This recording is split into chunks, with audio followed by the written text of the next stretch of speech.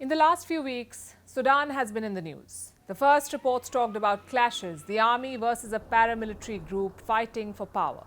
Then, as the violence spread, countries started evacuating citizens. India sent military planes and a naval ship. More than 3,000 Indians had to be taken to safety. As we covered the story, many of you asked us, what were so many Indians doing in the Sudan in the first place? Why did they go there? So tonight we've decided to tell India-Sudan story. It's an old story and a fascinating one. It features Mahatma Gandhi too. In 1935, he was on his way to England. Gandhi made a surprise stop. Guess where? At this city, the city of Port Sudan, the same city from where Indians were evacuated just a few days ago. And what was Mahatma Gandhi doing there? He was impressed by the entrepreneurial spirit of Indians living in the Sudan, so he decided to stop by, and he was welcomed by a robust Indian community. That community is still thriving and it has grown. But somehow a lot of us don't know their story and how they're shaping India's relationship with this West African country.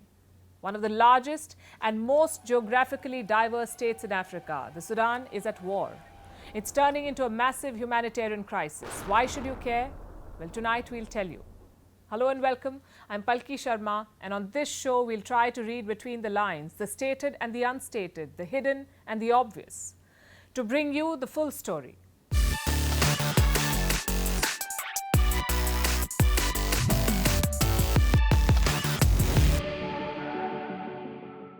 In 1856, an Indian businessman called Luvchand Amarchand Shah arrived in the Sudan. He was a Gujarati trader who mostly imported goods from India. Now, Luvchand already had a flourishing business in Yemen, but something made him move to the Sudan. As his business grew, he invited more and more Indians to the country. Thus grew an Indian community that is almost 150 years old today. Most of them are settled in the twin city of Khartoum. It's called Omdurman. Before the fighting began, there were over 3,000 Indians in the Sudan. What did they do there? The Gujarati community is largely involved in import and export of what? Electronic goods and car spare parts. Also things like local bajra, cotton, oil and Sudanese sugar. In fact, India is the second largest exporter to Sudan after China. India is also exporting talent to Sudan. Since the 1990s, Sudan has witnessed economic growth, so a lot of IT workers migrated there for work. They were paid more because they were better skilled. And soon they made their mark. With infrastructure picking up, many got into the construction business. In fact, the road from Khartoum to Port Sudan was upgraded by an Indian company. And that same road was the one that was taken to evacuate Indians just a few days ago. Good karma, I guess. India also helped pave the way for Sudan's democracy. The first elections in this country were held in the year 1953. Do you know who conducted them? This man right here. His name is Sukumar Sen. He was the first Chief Election Commissioner of India, and he helped Sudan too. In fact, Sudan's Election Commission drew heavily from Indian election rules and laws. The country has had strong political bonds as well. In 1955, the Bandung Conference was held. It was a meeting of Asian and African states in Bandung, Indonesia. Sudan was still not an independent country then. It participated, but its delegation did not have a flag to mark its place. Do you know what India did? Then Prime Minister Jawaharlal Nehru took out his handkerchief. He wrote Sudan on it and placed it on the desk. His way of reserving a place for Sudan in the international community. In 1957, Nehru visited Sudan. It was soon after the country gained independence. The Indian Prime Minister went there, and where politics goes, defense follows. Do you know there's a Sudan block at India's National Defense Academy? It was funded by a gift of £100,000. This gift came from the government of Sudan, a gift to recognize the sacrifices of Indian soldiers, soldiers who fought for the liberation of Sudan in 1941. There's so much history to bind India and Sudan. What about the present? Well, to answer that question, I'll have to take you to the streets of Khartoum. When the fighting abates, this is what you'll see. Indian-made Tata buses, Mahindra jeeps, and if you're lucky, even Bajaj auto rickshaws. Indian companies have manufacturing lines in the Sudan. They produce everything from pharma to machinery. There's a thermal power plant in a city called Um-Dabaker. It was built by BHEL. Sudan also uses rail bridges imported from India. But what really stamped New Delhi's presence was oil. India's state-owned oil company ONGC invested £2.3 billion in undivided Sudan. Now the country has been divided into Sudan and South Sudan. But we're talking about the year 2003. That's when ONGC acquired a 25% stake in the Greater Nile Oil Project. The plan was to build a 1,500-kilometer pipeline to Port Sudan on the Red Sea.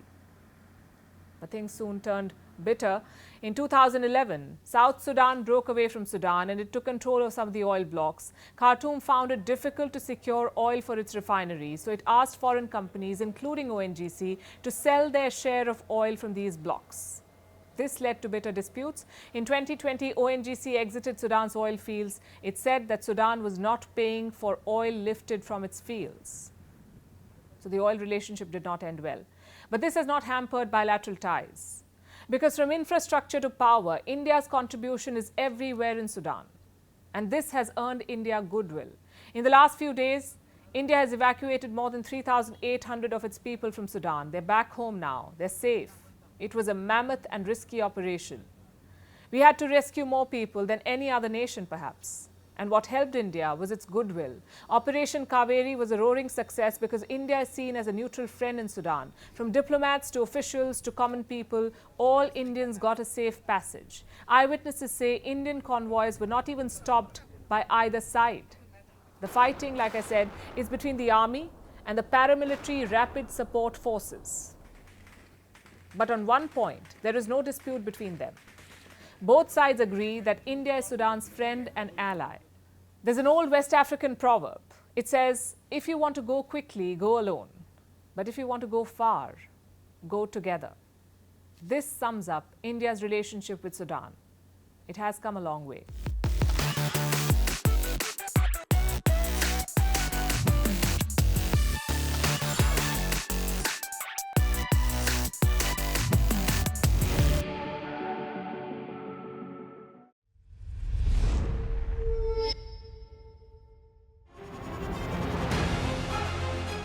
Email exchanges from inside the BBC, they talk about the risk of violating Indian laws.